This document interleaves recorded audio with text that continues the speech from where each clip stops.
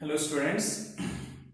सो कल तक हमने बेटा कुछ क्या किया था, फंडामेंटल प्रॉपर्टीज पढ़ी थी, है ना, बेसिक प्रॉपर्टीज पढ़ी थी और बोला था कि इनके बेस पे बाकी सब प्रॉपर्टीज डेवलप होती है, ये तुम्हें बोला गया था। अच्छा कि सर फिर हमने उसमें वॉल्यूम का टर्म तो था ही नहीं, है ना, और उसमें स्पीड का टर्म तो था नहीं, उसमें जो प्रॉपर्टीज हैं उनसे रिलेट करके हम बाकी की यूनिट्स बनाते हैं। ठीक है, मैं कुछ यहाँ पे तुम्हें एग्जाम्पल भी बताऊंगा अभी कैसे हम निकालेंगे, वॉल्यूम कैसे निकालते हैं। ठीक है, टेम्परेचर का तो आ ही गया था, स्पेशल वॉल्यूम की बात है। ठीक है, वॉल्यूम की जैसे हम फिक्स कर देते हैं ना, लीटर है, लेकिन उसमें तो थी नहीं बेसिक सात जो प्रॉपर्टी तुम्हें कल लिखाई उसमें तो वॉल्यूम थी नहीं। लेकिन ऐसे बाकी की जो प्रॉपर्टीज है वो और तरीके से हम मेजर कर सकते हैं उन्हीं के बेस पे, उनके बिना कुछ काम नहीं होगा, वो सात तुम्हें याद करनी है। ठीक है, ऐसे समझो कि तुम्हें अगर इंग्लिश आनी चाहिए तो पहले तुम्हें 26 के जो 26 वो है हमारे पास, है ना, जो भी इंग्लिश के कॉन्सोनेंट और वोवल मिला के, ठीक है, जो टोटल वर्ड्स है हमारे पास वो तुम्हें आने चाहिए। ठीक है, ऐसे ही 7 फंडामेंटल प्रॉपर्टीज तुम्हें क्या बेटा याद होनी चाहिए, उसी के बेस पे हम आगे बढ़ेंगे। अच्छा, मैंने तुम्हें जो कल प्रॉपर्टीज बताई थी उसके बाद एक छोटा सा टॉपिक में पढ़ा देता हूं पहले कि रिलेशन बिटवीन मीटर, है ना, एंड अदर सब यूनिट्स, मतलब तुम्हें पता है ना कि लेंथ जो होती है वैसे तो वो मीटर हो गई उसकी यूनिट, ऐसा यूनिट क्या हो गई मीटर, लेकिन जैसे सेंटीमीटर है, डेसीमीटर है, डेकामीटर है, माइक्रोमीटर है, नैनोमीटर है, ये सब हमें पता होनी चाहिए। तो मैं कुछ एग्जांपल बता रहा हूं तुम्हें, और वो पूरा चार्ट तुम्हें कहां से मिलेगा, मैं तुम्हें क्या करूंगा बेटा, मेरी लिंक शेयर, जो इस वीडियो के डिस्क्रिप्शन में एक लिंक शेयर की गई होगी तुम्हें, वहां से तुम वो पूरा चार्ट देख सकते हो। मैं यहाँ पे कुछ ही समझा पाऊंगा तुम्हें, ठीक है, क्योंकि वो काफी बड़ा चार्ट है, 10⁻⁻24 और 10⁻+24 तक जाता है। ठीक है, फॉर एग्जाम्पल मेरे पास 1 मीटर है,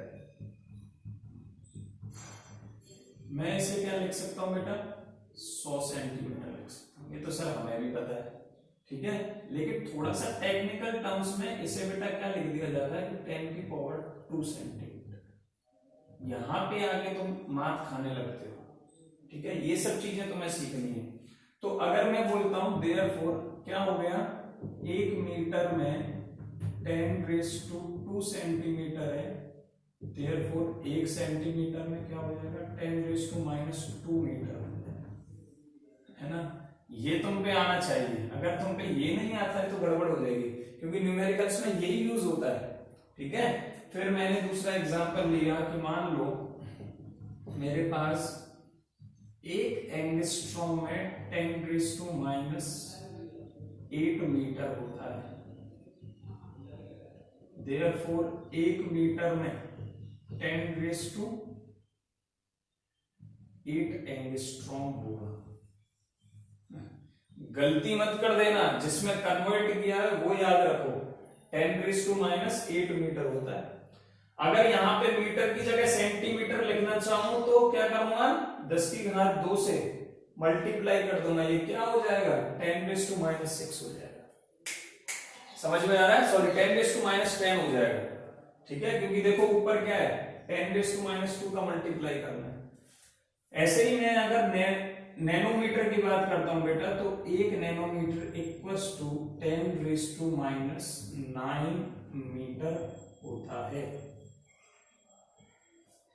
ठीक है, क्लियर, देयरफॉर 1 मीटर क्या हो जाएगा बेटा, 10⁹ नैनोमीटर। वेरी क्लियर, ये सब चीजें बड़े अच्छे से समझनी है। तो ऐसा है ना, एक रिलेशन का चार्ट है, metre, nanometre, centimetre, micrometre, picometre, ठीक है, फेंटोमीटर, उससे भी ऊपर है। ये सब चीजें तुम्हें याद होनी चाहिए। मैं तुम्हें डिस्क्रिप्शन में एक लिंक शेयर करूंगा, तो वहां से तुम ये सब क्लिक कर सकते हो डायरेक्ट, क्योंकि जैसे जैसे तुम 11th 12th और हायर स्टडीज की तरफ बढ़ोगे ये सब तुम्हें कोई नहीं सिखाता है। फिर न्यूमेरिकल्स में जब जरूरत पड़ती है फिर सीखते हैं, अरे सर हमारा बेस कमजोर है, आप बेस ही नहीं बनाया किसी ने स्ट्रॉन्ग, इसीलिए हम तुम्हें सब कुछ पहले ही बता रहे हैं। क्लियर, एक ये छोटा सा टॉपिक बताना था। अब हम मूव करते हैं थोड़ा सा, ठीक है, आगे की तरफ, और वो मूवमेंट ये होगा कि हम पढ़ेंगे कि सबसे पहले तो ये मास और वेट में क्या डिफरेंस है। बड़ा कंफ्यूजन है सर कि मास क्या होता है एंड वेट क्या होता है। अरे ये दोनों तो सर एक ही बात होती है। एक ही बात होती है क्या? एक बात नहीं होती है। मास बेटा वो क्वांटिटी है कि जो है ना सब्सटेंस के अंदर, जैसे तुम हो, तुम्हारे अंदर जो quantity amount of the matter fixed, एकदम फिक्स हो गया है, उसे क्या बोलेंगे? उसे क्या बोलेंगे? मास। कांस्टेंट है, जो कभी वेरी नहीं करेगा। तुम्हें चाहे चंद्रमा पे ले जाओ, चाहे समुद्र में ले जाओ, है ना, चाहे हवा में ले जाओ, चाहे वैक्यूम में ले जाओ, स्पेस में ले जाओ, लेकिन तुम्हारा वो पार्ट, वो अमाउंट कभी भी वेरी नहीं करेगा मेजरमेंट से। बट वेट एक ऐसी चीज है जो ग्रेविटी के साथ वेरी करता है। मतलब यहां पे तुम्हारा जो वेट है वो वेट पानी के अंदर नहीं होगा, ठीक है, वो वेट स्पेस में नहीं होगा, वो वेट चंद्रमा पे नहीं होगा, वो वेट सूर्य पे नहीं होगा, ठीक है। जहां भी जाओगे वो वेट वेरी करता है। तो मैं क्या ये बोल सकता हूं, मास की डेफिनेशन बना दो फटाफट। क्या बनेगी बेटा डेफिनेशन? बताओ एक बार। Mass of a substance, mass of a substance is the amount of matter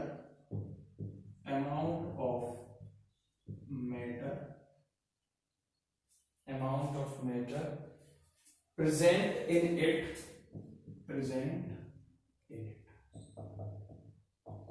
जबकि वेट क्या है? Weight it is the force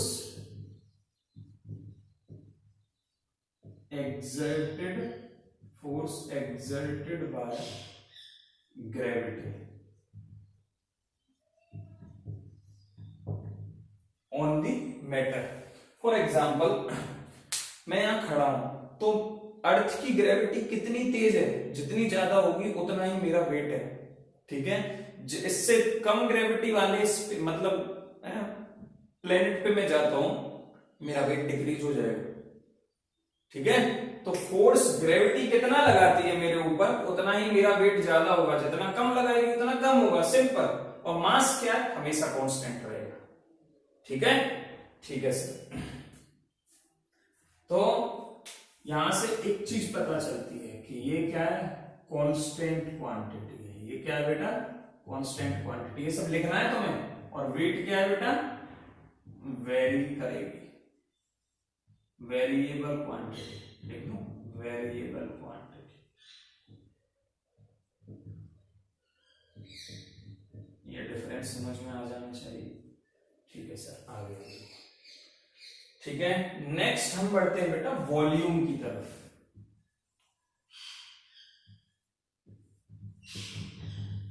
volume, volume क्या होता है? वॉल्यूम क्या होता है?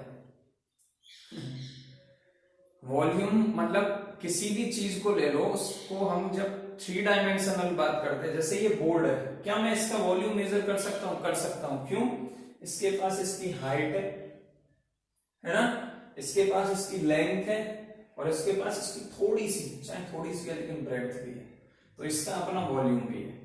लेकिन कोई इमेजिन करो केवल जैसे लाइन है, लाइन, ठीक है, जो हम लाइन देखते हैं वो केवल 2D होती है, ठीक है, जो 2D है पूरी तरह से, ठीक है। जो इस बोर्ड के ऊपर ये जो सीट है ना, एकदम प्लेन, जिसकी बिल्कुल भी थिकनेस ना हो, जो 2D है, उसका वॉल्यूम मेजर नहीं कर सकते।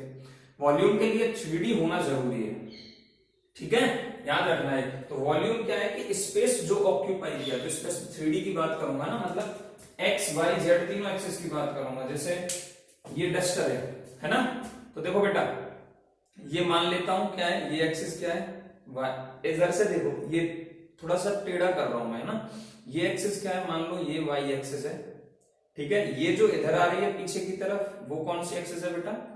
एक्स एक्सिस है। और ये जो तुम्हारी तरफ है वो कौन सी है? जेड एक्सिस है। 3 डायमेंशनल फिगर बन रहा है एकदम। अब ये जो तुमने जेड एक्सिस मानी है, इसके अपोजिट चले जाओ तो जेड एक्सिस मिलेगी। ये पूरी क्या हो गई? जेड एक्सिस हो गई। ये पूरी क्या हो गई ऊपर से नीचे तक वाई एक्सिस हो गई, और ये जो टीडी जा रही है ऐसे, ठीक है, ये क्या हो गई बेटा, ये हमने एक्स एक्सिस मानी है। इन सबको मिला दो एक स्फीयर मिलेगा तुम्हें, है ना। सर्कल और स्फीयर में अंतर क्या है, सर्कल 2D है और स्फीयर 3D है। बॉल क्या है, बॉल स्फीयर होती है, स्फेरिकल होती है ना, तो 3D है, उसकी वॉल्यूम ले सकते हैं। सर्कल की वॉल्यूम की बात नहीं होती है, सर्कल के एरिया की बात होती है, सरकमफ्रेंस की बात होती है। वॉल्यूम सुना है सर्कल का, नहीं होता है, ठीक है। जब 3D की बात आती है, स्फीयर की बात आती है, तो वॉल्यूम की बात आती है ना। चलो, तो वॉल्यूम साफ साफ जब 3 डायमेंशनल आ रही है तो हमेशा मेजर किया जाता है बेटा मीटर क्यूब के टर्म्स में। डेफिनेशन नहीं पढ़नी है तुम्हें, केवल याद रखना जो वॉल्यूम है वो किसके टर्म्स में मेजर किया जाएगा, मीटर, क्योंकि मीटर क्या थी हमारे पास, स्टैंडर्ड यूनिट थी, स्टैंडर्ड इंटरनेशनल यूनिट है। क्लियर। नाउ मेजर कैसे करेंगे, अब देखो थोड़ा सा प्रैक्टिकल बता रहा हूं। ये मेरे पास एक क्यूब बना रहा हूं, देखो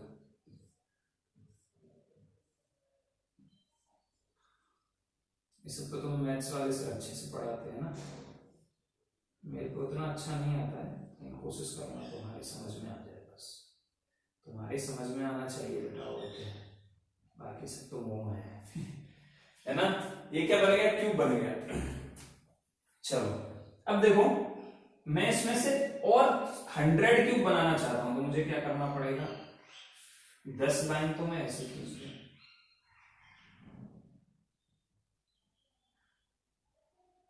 1 2 3 4 5 6 7 8 9, ठीक है। अब 10 ऐसे करनी पड़ेंगी, मतलब इसको इससे मिला दो,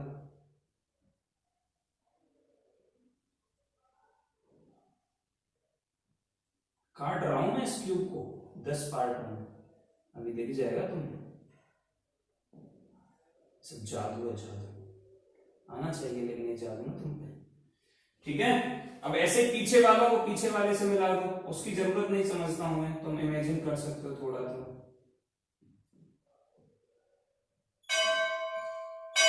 ठीक है बेटा, समझ में आ रहा है ये बात तुम्हें।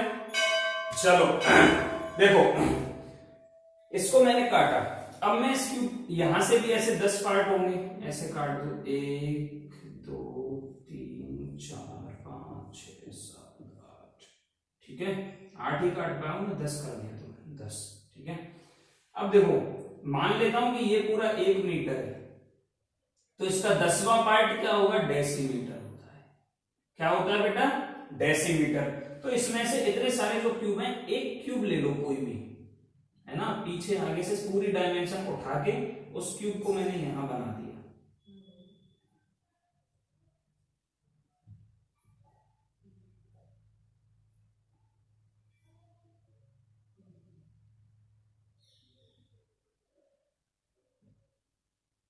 ठीक है, ये क्यूब बन गया, ठीक है, रफली बनाया, छोटा अच्छे से नहीं बन पा रहा है, ठीक है।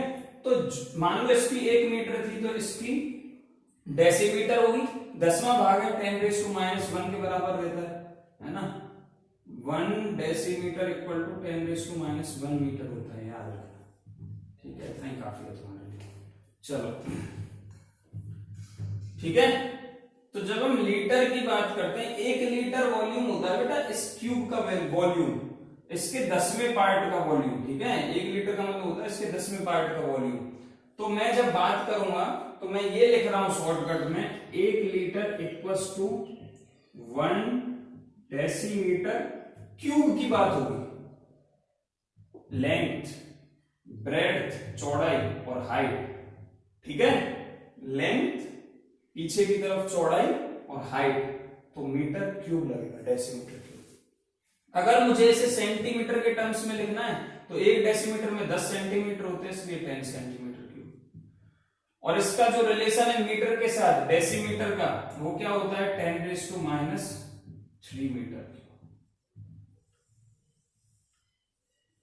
तो समझ में आया हम वॉल्यूम की बेसिक यूनिट क्यों नहीं मानते थे, क्योंकि मीटर है जो वॉल्यूम को डिफाइन कर सकता है।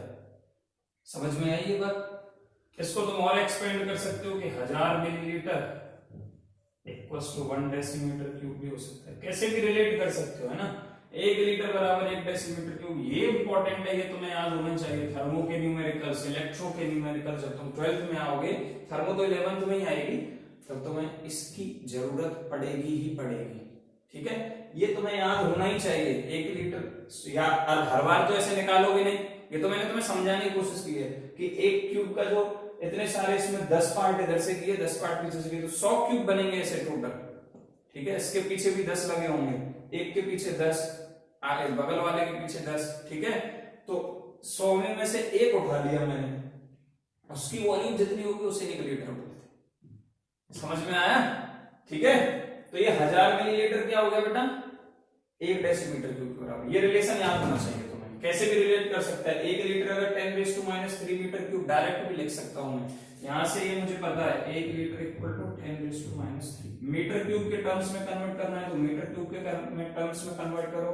सेंटीमीटर के में जरूरत है तो सेंटीमीटर के में कन्वर्ट करो, डेसीमीटर के में जरूरत है तो डेसीमीटर के में कन्वर्ट करो। क्लियर? ऐसे टेम्परेचर का भी रिलेशन है, वो भी देख लो एक बार, है ना। इतना ही पढ़ेगी, बहुत थोड़ा थोड़ा पढ़ा रहा हूं मैं तुम्हें, जिससे तुम्हें आराम से मजा आए, मजा ले लेकर पढ़ोगे। सब चीजें समझ में आनी चाहिए, बड़ी आसान है केमिस्ट्री। सबसे पहले डेंसिटी देख लो, वॉल्यूम की बात हुई है। ठीक है, क्योंकि कभी कभी क्या होता है, हम पढ़ाने में अपने हिसाब से चले जाते हैं तो सीक्वेंस बिगड़ जाता है ना। इसलिए हमें एक पर्ची रखनी पड़ती है, हमें क्या क्या पढ़ाना है। ठीक है, डेंसिटी क्या होता है बेटा? मास पर unit volume is called density. Per unit volume is called density. Mass per unit volume is called density. Formula बनाओगे तो डेंसिटी इक्वल्स टू क्या हो जाएगा? कुछ लोग इसे स्मॉल डी से शो करते हैं, कुछ लोग इसे रो से सॉल्व करते हैं। इसे क्या बोलते हैं बेटा? रो बोलते हैं। ठीक है, इक्वल्स टू मास पर वॉल्यूम। तो डेंसिटी की यूनिट बनाना चाहो तो क्या बनेगी? मास की एसआई यूनिट क्या होती है? किलोग्राम, कल ही पढ़ा है। वॉल्यूम की एसआई यूनिट अभी देखा हमने, क्या होता है बेटा? मीटर क्यूब होती है। ठीक है, तो मीटर क्यूब आ गया। तो डेंसिटी की यूनिट क्या बनी? किलोग्राम पर मीटर क्यूब। या तो ऐसे लिखो या बीच में डंडा डाल दो और यहां लिख दो। ठीक है, दोनों ही सही है। जब मैं इसे ऊपर लेके जाऊंगा इस डंडे की, तो ये डंडा हटा के माइनस आ जाएगा। ठीक है, दोनों ही सही है, ये भी सही है, ये भी सही है। लेकिन जो केमिस्ट्री वाले होते हैं वो क्या है, बहुत माइक्रो लेवल पे काम होता है एक रिएक्शन के अंदर। तो जो हम डेंसिटी निकालेंगे छोटी लेवल पे, तो वहां पे सेंटीमीटर के टर्म्स में बात होती है। तो ये हम ज्यादातर बेटा कैसे लेते हैं? किलोग्राम पर सेंटीमीटर क्यूब ले लेते हैं, या किलोग्राम पर डेसीमीटर क्यूब, एज पर अवर रिक्वायरमेंट। ठीक है, कोई कंफ्यूजन? कोई कंफ्यूजन नहीं है सर, एकदम इजी है, बिल्कुल इजी है। नेक्स्ट एक टेम्परेचर की बात और कर लेते हैं। इसके बाद जो टॉपिक्स स्टार्ट होंगे वो काफी इंपॉर्टेंट होंगे तुम्हारे लिए। ये तो सब बेसिक चल रहा है 3 दिन से अभी, है ना। मैं तुम्हें ज्यादा पढ़ा भी नहीं रहा हूँ, क्योंकि अभी अभी तुम 11th में आए हो, है ना सर। अभी तो मैं जवान हुआ हूँ और आप हमें केमिस्ट्री पढ़ा के इतने सारे अभी से ही हमारे छक्के छोड़ा दोगे तो कैसे काम चलेगा। इसीलिए हम तुम्हें कम पढ़ाएंगे, तुम्हारी जवानी भी मेंटेन करो। ठीक है बेटा, चलो डेंसिटी के बाद हम बात करते हैं टेम्परेचर। टेम्परेचर की एसआई यूनिट क्या होती है? केल्विन। लेकिन और तुम दो जानते हो कि भाई फ़ारेनहाइट में भी मेजर होता है ना, फ़ारेनहाइट में भी मेजर होता है और सेल्सियस में भी मेजर होता है। फ़ारेनहाइट को डिग्री फ़ारेनहाइट से शो करते हैं, सेल्सियस को डिग्री सेल्सियस से शो करते हैं। क्लियर? बिल्कुल क्लियर है सर, ये तो बहुत इजी है। फ़ारेनहाइट को बस इनका रिलेशन तुम्हें पढ़ना है, इसमें रिलेशन देख लो, ये तो तुम्हें याद रखना पड़ेगा। डिग्री फ़ारेनहाइट इक्वल सेल्सियस के साथ रिलेशन देख लो बस, 9/5 डिग्री सेल्सियस प्लस 32। एक तो ये फॉर्मूला याद रखना है। केल्विन के साथ सेल्सियस का रिलेशन, केल्विन के साथ कभी डिग्री नहीं आता है, ये याद रखना, यहाँ डिग्री केल्विन मत लिखना कभी भी, ठीक है, केवल डायरेक्ट केल्विन लिखा जाता है। Degree Celsius plus 273.15। ये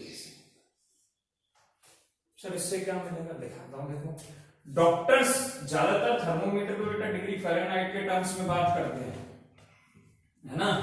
मान लो एग्जांपल कुछ क्वेश्चन सॉल्व करते हैं कि 0 डिग्री सेल्सियस को बोल रहा है कि Fahrenheit and degree Fahrenheit and kelvin में कन्वर्ट करो, क्या वैल्यू आती है बताओ, क्वेश्चन में।